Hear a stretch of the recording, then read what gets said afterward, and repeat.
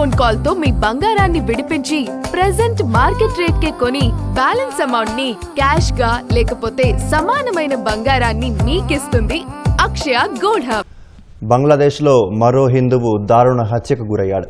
బంగ్లాదేశ్లోని నార్సింగ్డి ప్రాంతంలో దుకాణంలో నిద్రిస్తున్న చంచల్ భౌమిక్ అనే హిందూ యువకుడిని కొందరు దుండగులు సజీవ దహనం చేశారు. శుక్రవారం రాత్రి ఈ ఘటన జరిగినట్లు తెలుస్తోంది. బాధితుడు పనిచేస్తున్న దుకాణంలోనే నిద్రిస్తుండగా షట్టర్ మూసివేసిన అల్లరి మూకలు పెట్రోల్ పోసి నిప్పు అంటించాయి. ఈ ఘటనలో చంచల్ సజీవ దహనమయ్యాడు. చంచల్ మరణించాడని నిర్ధారించుకున్న తర్వాతే దుండగులు అక్కడి నుంచి పారిపోయినట్లు ప్రత్యక్ష సాక్షులు పేర్కొన్నారు. మృతుడికి తల్లి, 2 సోదరులు ఉన్నారు. వీరిలో ఒకరు దివ్యాంగుడు.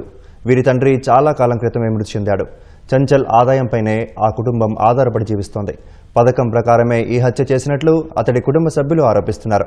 గతంలో బంగ్లాదేశ్లో దీపు చంద్రదాస్ ఖోఖాన్ అనే వ్యక్తులను కూడా ఇదే తరహాలో అల్లరి మూకలు హత్య చేశాయి.